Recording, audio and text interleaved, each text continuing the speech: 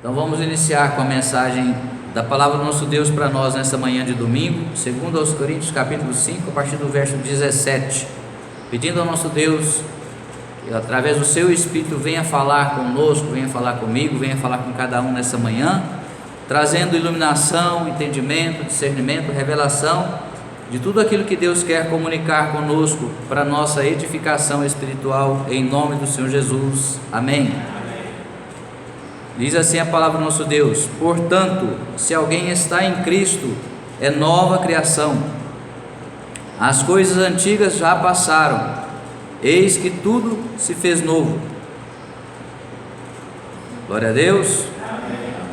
Tudo isso provém de Deus, que nos reconciliou consigo mesmo por intermédio de Cristo e nos outorgou o ministério da reconciliação.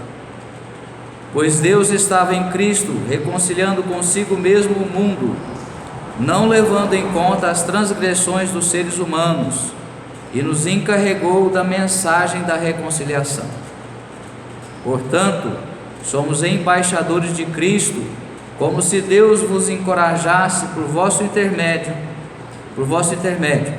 Assim, vos suplicamos em nome de Cristo, que vos reconcilieis com Deus.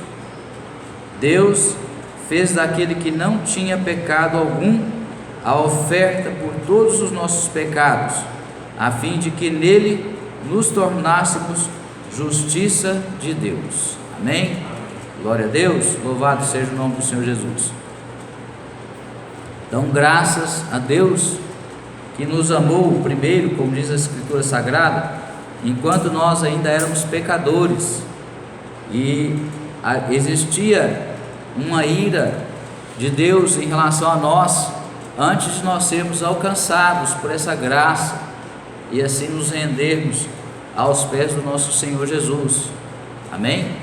Através do qual nós encontramos remissão de pecados. Oriare cante, me cante. E aí ele se fez maldição em nosso lugar, levou sobre si as nossas dores, levou sobre si toda a maldição decorrente do pecado que estava destinada a nós. E por isso nós somos gratos, como dizíamos na oração inicial, que nós devemos ser gratos a Deus por tudo. Glória a Deus, e especialmente por essa gloriosa salvação que há em Cristo Jesus. No verso 18, vamos repetir o 17: portanto, se alguém está em Cristo, é nova criação. Então, para nós sermos uma nova criação de Deus, o requisito essencial é estarmos em Cristo. Não basta a pessoa saber de Jesus, não basta saber que Jesus nasceu da Virgem Maria, que Jesus morreu, que Jesus ressuscitou, que Jesus se tornou o Salvador da humanidade. A bem da verdade, a salvação, ela é oferecida a todos os homens. A vontade de Deus é que todo homem seja salvo. Amém? Mas nós sabemos que infelizmente nem todos são. Desde o princípio foi assim. Basta ver, é claro que hoje nós vivemos num outro tempo, mas basta ver na época de Noé. E nós gostamos de lembrar o que a Bíblia diz sobre a época de Noé. Era um tempo em que as pessoas comiam, bebiam, compravam, vendiam, casavam, se davam-se em casamento, mas não estavam nem aí para Deus. Deus para elas, eu nem sei dizer quem era Deus para elas, porque elas não se lembravam de Deus. A Bíblia deixa isso bem claro. A pessoa que é espiritual, ou seja, a pessoa que tem comunhão com Deus, a pessoa que é guiada pelo seu Espírito, ela discerne as coisas de Deus. Deus levantou Noé para anunciar que haveria um juízo através do dilúvio, e ele muito provavelmente foi criticado, foi zombado, foi desprezado, foi escarnecido, e ninguém deu ouvidos à sua pregação, tanto que somente ele e a sua família foram salvos de toda aquela humanidade, de toda aquela população que existia na face da terra, no mundo inteiro. e não foram poucos. Hoje, é claro, a população é muito maior em número, mas se nós formos comparar uma proporção de uma família apenas, se salvou. Por quê? Porque não deram ouvidos. Por quê? Porque não tinham entendimento, discernimento. Então muitas vezes nós não compreendemos o que Deus está falando conosco, e se não estamos compreendendo, está nos faltando entendimento, está nos faltando discernimento, que só o próprio Espírito de Deus pode nos dar. Por isso é essencial que todos nós que queremos estar em Cristo, realmente nós busquemos, nos esforcemos para isso, para estarmos ligados no trono da graça, amém? Então, se nós quisermos estar em Cristo, nós precisamos ter comunhão, ter relacionamento. A bem da verdade não é nada de tão assim difícil, nem tão misterioso. Existem mistérios nas manifestações de Deus, nas revelações de Deus, sim, é claro que existem, mas eu estou dizendo no sentido do nosso relacionamento com Deus. Se nós começamos num propósito, tomamos a decisão, não, a partir de agora eu quero conhecer mais a Deus, eu quero conhecer melhor a Deus, o próprio Deus terá prazer em se revelar a nós. Achegai-vos a Deus, e Ele se achegará a vós. Então, nós temos que ter uma decisão, por quê? Porque Deus respeita a nossa vontade, o nosso livre-arbítrio. Se eu decido que eu quero me aproximar mais de Deus, eu quero conhecer melhor a Deus, Ele terá prazer e começará a nos dar as condições, até mesmo a vontade nossa, que é fraca. Hoje eu tomo uma decisão, não, a partir de hoje eu vou fazer isso.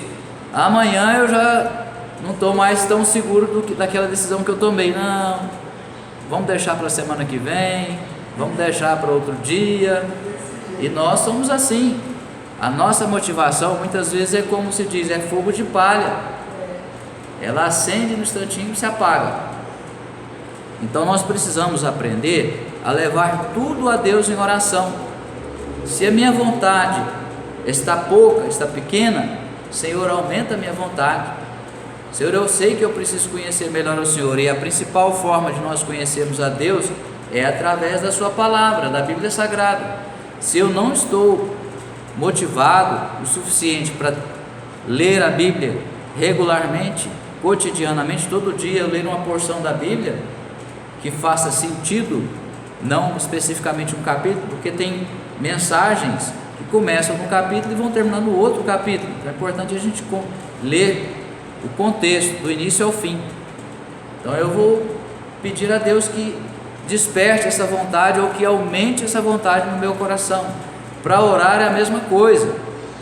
Enquanto nós não desenvolvemos e mantemos uma disciplina regular de oração, vai faltar forças para a gente orar.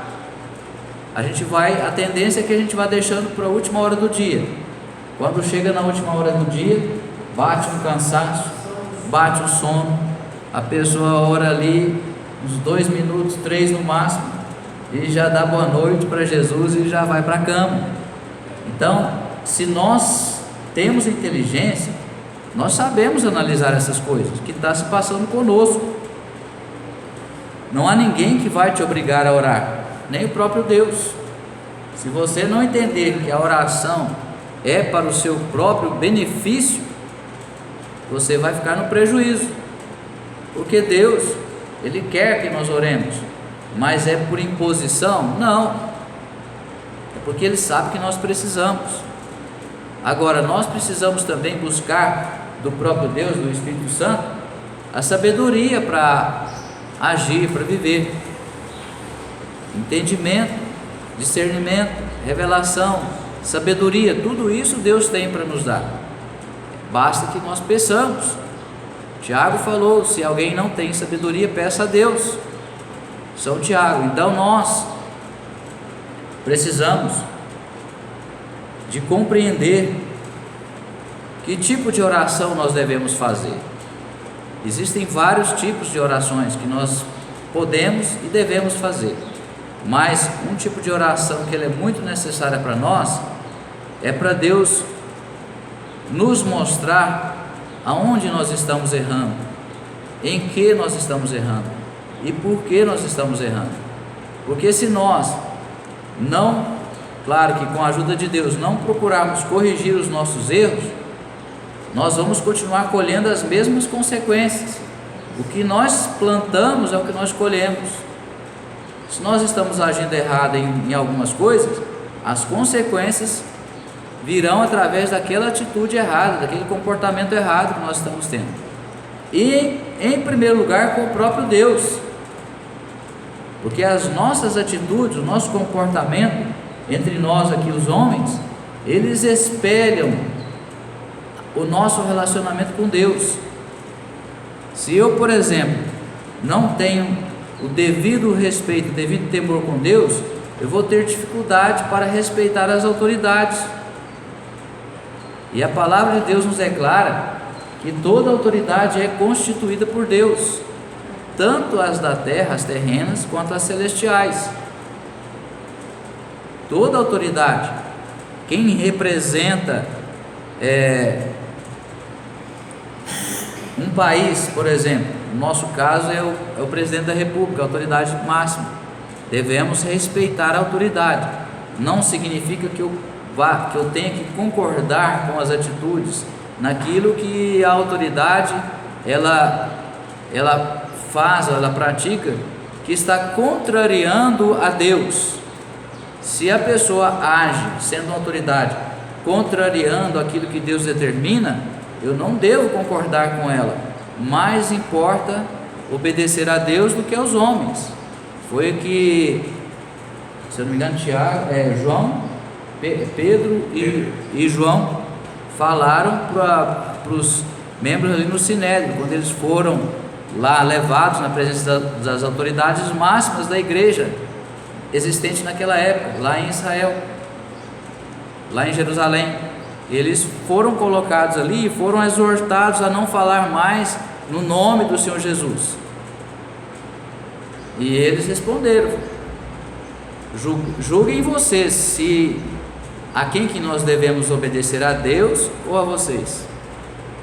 Mas eles não faltaram com respeito. A linguagem, a conversa não foi desrespeitosa. Nós não precisamos, quando nós formos discordar de alguém, se nós tivermos plena convicção de que estamos certos, não por nós mesmos, mas porque nós estamos nos posicionando de acordo com Deus, de acordo com está na sua palavra, nós devemos ainda assim tratar as pessoas com respeito, porque elas são autoridades, boas ou más, justas ou injustas, e assim também as autoridades eclesiásticas.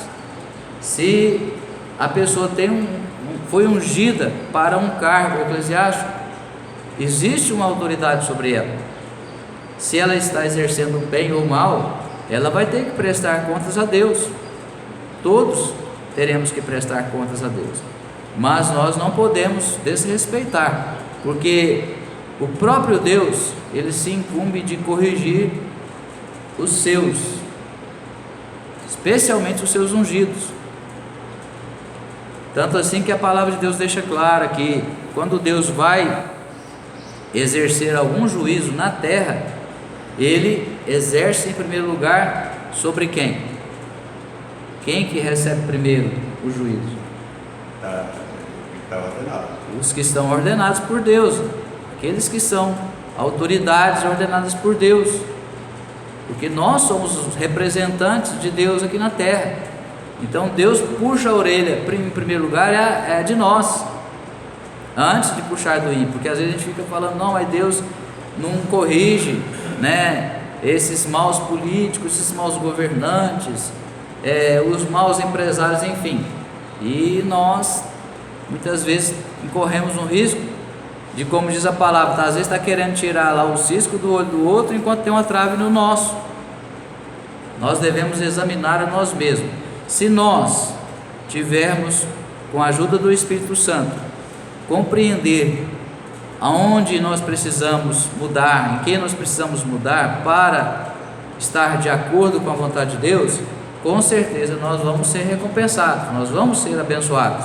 Se tem algo que não está dando certo, que não está acontecendo da forma como seria normal acontecer, Não estou falando da pessoa às vezes pedir algo que nem Deus vai conceder. Estou falando de algo que está na Bíblia, promessa de Deus para nós. Nós sabemos que estão todas as promessas aqui. Se tem a promessa ali na Bíblia, eu tenho direito a receber essa promessa, eu tenho direito que ela se cumpra na minha vida.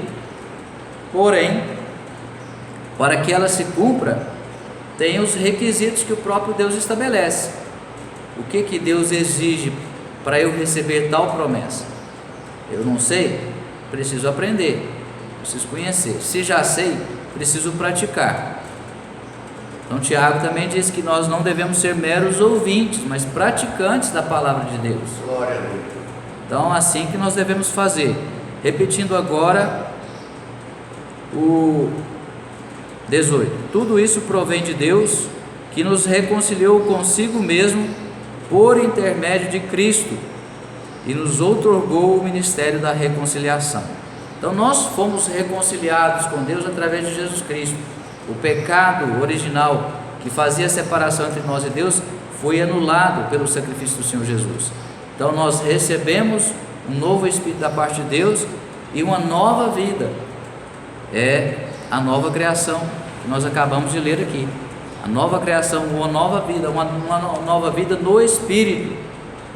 O nosso Espírito era morto por causa do pecado, fazia separação entre nós e Deus. Agora nós já recebemos a natureza de Deus. O nosso Espírito agora recebe a comunicação de Deus. Ele se comunica conosco através do seu Espírito, do Espírito Santo. Amém? E nós, agora que fomos reconciliados, recebemos uma outorga, ou seja, o próprio Deus, através de Jesus, nos convocou, Ele nos deu uma incumbência de sermos também reconciliadores, de levarmos a mensagem da cruz, a mensagem das boas novas, àqueles que ainda não foram reconciliados como nós, aqueles que ainda estão vivendo separados de Deus, no sentido que nós falamos agora. Então nós agora temos essa incumbência. Nós vamos ver mais no final, isso de uma forma mais clara, no final dessa leitura. Pois Deus estava em Cristo reconciliando mesmo o mundo, não levando em conta as transgressões dos seres humanos, e nos encarregou da mensagem da reconciliação. Então essa é a mensagem, por isso que se chamam boas novas, porque existe essa mensagem, ela traz esperança para aqueles que a recebem. Esperança não só de uma nova vida aqui na terra, mas de vivermos eternamente com Deus no céu. Glória a Deus. Aeuriclai decantemiai. A maior, a mais grandiosa promessa que nós temos é a da salvação, porque através de nós sermos salvos, nós poderemos entrar no céu, poderemos morar no céu, poderemos realmente vivermos no céu como cidadãos de lá. Se nós queremos ser cidadãos do céu, nós já temos que nos preparar desde já. Amém? Ninguém vai iniciar numa nova condição muito superior àquela que a pessoa teve até agora, sem se preparar para isso. Se a gente entrar despreparado para qualquer coisa, o risco de dar errado é enorme. Assim pode ser, por exemplo, para um casamento. A pessoa que não se prepara para entrar no casamento, o risco pode dar certo? Pode, mas o risco de dar errado é muito maior. Se a pessoa vai abrir um negócio próprio, da mesma forma, tem que se preparar. Se ela quer passar num concurso para subir um emprego público, um cargo público, precisa se preparar. Então existe essa preparação, e para se tornar cidadão do céu nós temos que nos preparar também. Como que nós devemos nos preparar? Vivemos aqui como se diz, como foi dito, com os pés na terra, mas com a cabeça no céu. Nós temos que começar a conciliar a nossa vida terrena com a nossa vida no céu. Se nós almejamos viver lá, nós temos que começar a pensar com a mentalidade de quem vive lá, embora nós ainda não estejamos lá.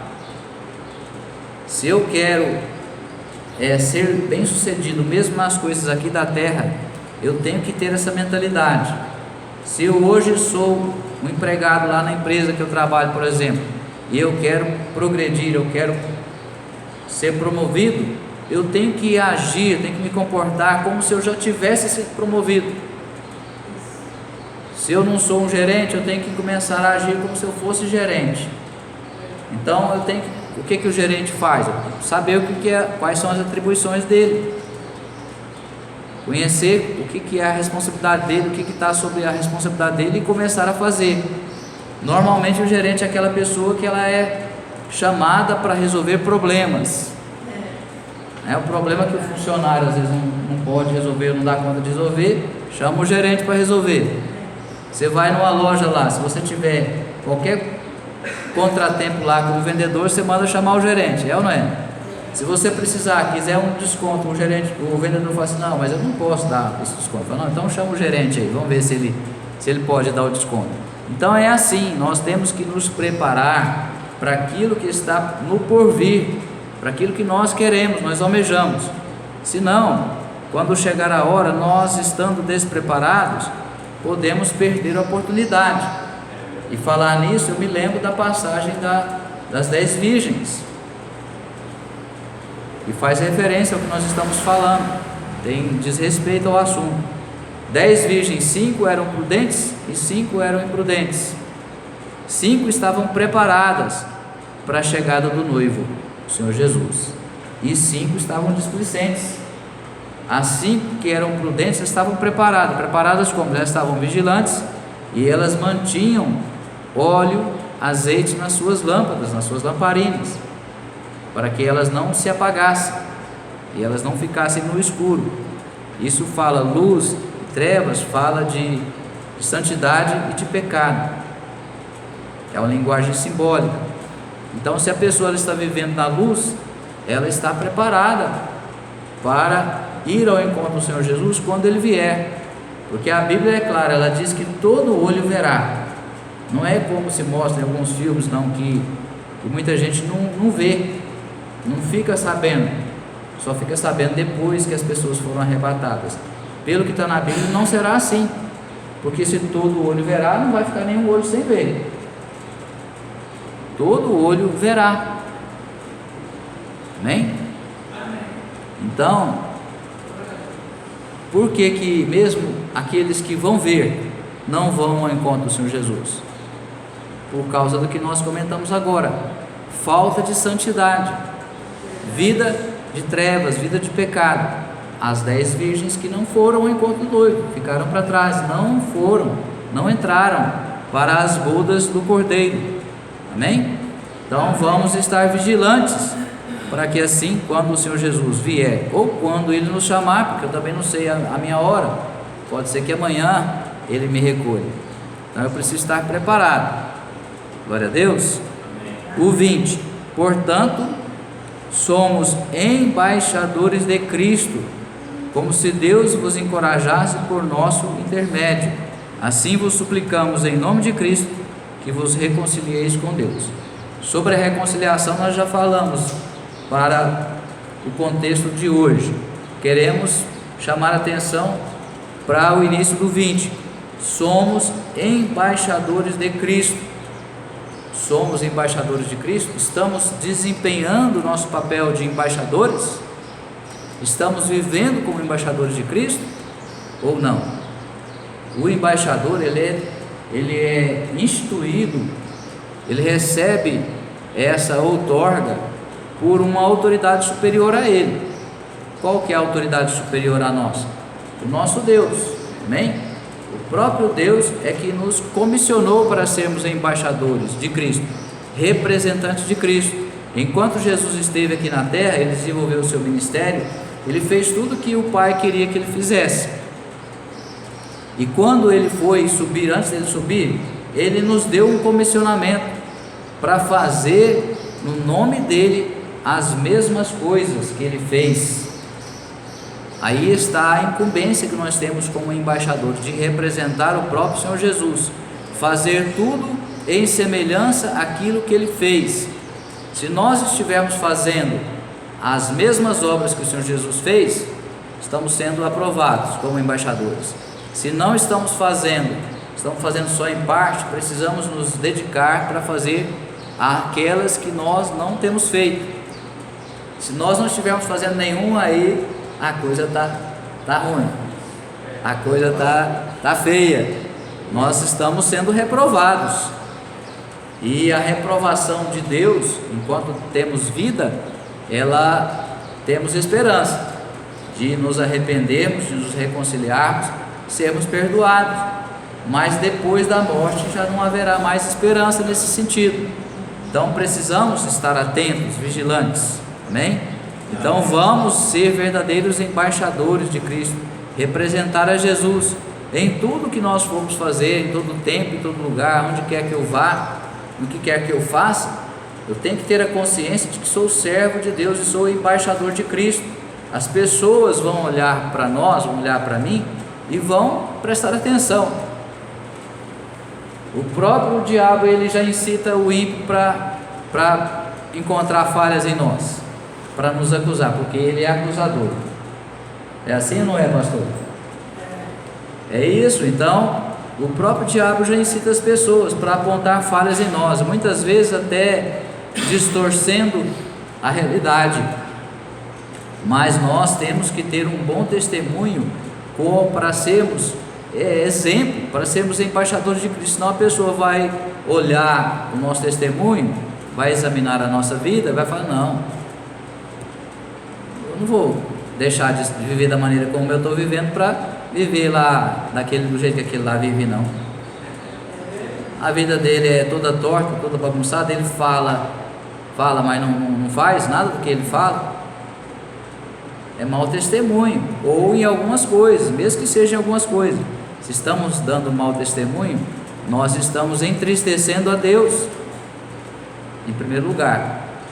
E aí, além de tudo, vem as consequências, porque tudo que nós fazemos tem as consequências, como nós falávamos antes. Tudo que nós fazemos tem consequências, sejam boas ou sejam más. Se nós fazemos o bem, vamos receber o bem. Pode ser que nós não sejamos recompensados pela pessoa que recebeu o bem que fizemos, mas por Deus nós seremos recompensados, com certeza. Disso nós não precisamos duvidar, amém? Glória a Deus. Deus, 21, para finalizar: Deus fez daquele que não tinha pecado algum a oferta por todos os nossos pecados, a fim de que nele nos tornássemos justiça de Deus.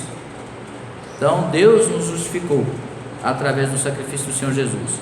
Nós não podemos justificar a nós mesmos, por isso nós precisamos da pessoa do nosso justificador, que é o nosso Senhor e Salvador Jesus Cristo, amém? Agora, nós sendo justificados por Cristo, nós temos que também nos tornar justiça de Deus. Deus nos aperta de todo jeito, Deus nos abençoa, mas Ele também requer de nós mudança de vida, mudança de comportamento. E Ele nos obriga a isso? Não nos obriga. Não somos obrigados a obedecer a Deus. É uma opção, é uma escolha.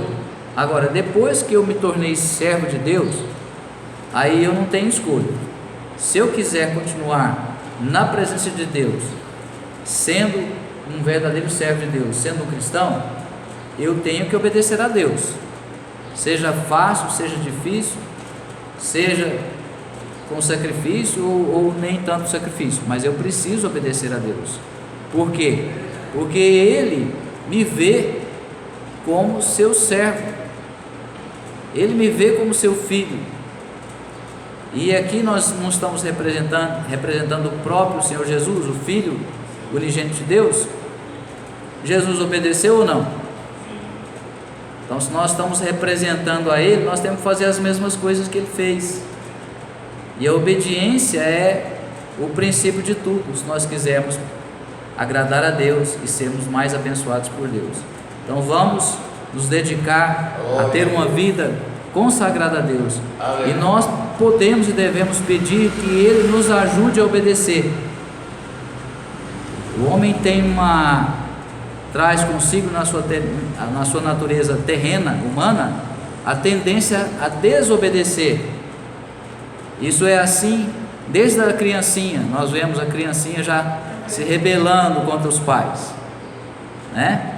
E ela quer fazer prevalecer a sua vontade. O bebezinho quer comer alguma coisa ou não quer comer, cai no choro, né? Outros dão birra. Então o espírito de rebeldia, ele veio sobre o homem pelo pecado. Então, se eu tenho consciência que existe um espírito de rebeldia operando, influenciando o meu comportamento, o comportamento de todos nós, eu preciso pedir o quê? Espírito de obediência. Porque se a rebeldia é uma desobediência repetida, continuada, é o que faz o espírito de rebeldia, é a pessoa permanecer sempre na desobediência. Não é uma coisa que, às vezes eu desobedeço alguma coisa, algum mandamento de Deus, faço alguma coisa. Por exemplo, eu preciso devolver o mal com o bem. Às vezes alguém me faz o mal e na hora eu, às vezes, me iro e revido, devolvo lá uma palavra imprópria ou desrespeitosa para aquela pessoa. Eu estou pecando. Por quê? Porque eu teria que devolver o mal com o bem. Mas isso pode acontecer conosco, com qualquer um de nós. Mas se eu estou em Cristo, o próprio Espírito Santo de Deus vai me constranger, me fazer saber que eu pequei, que eu agi errado. Aí na hora eu já fico constrangido e vou pedir perdão, e vou me reconciliar com Deus, e se for necessário com a pessoa também. Agora, a pessoa que ela vive justificando o seu erro, tem um espírito de rebeldia operando. A pessoa está deixando de fazer algo ou várias coisas que deveria estar fazendo, ou não está fazendo o que deveria estar fazendo, e ainda fica se justificando: não, mas eu não fiz por isso, não, mas eu fiz por aquilo. Pode saber que o diabo está tendo êxito na influência, na mente, nos pensamentos da pessoa. Então nós precisamos lutar contra isso, amém? Mas Deus nos dá força, nos dá graça para vencermos, graças a Deus por isso. Então essa foi a mensagem da palavra do nosso Deus para nós nessa manhã, para a nossa edificação. Que Deus produza efeitos através dessa mensagem na minha vida, na vida de cada um dos presentes, na vida dos que vão depois ver essa mensagem, em nome de Jesus. Que essa mensagem seja transformadora, em nome de Jesus, para produzir bons frutos, bom testemunho, e que as bênçãos do Senhor acompanhem a Deus, declare a todos que assim se dedicarem a fazer, em nome de Jesus, amém? Aleluia.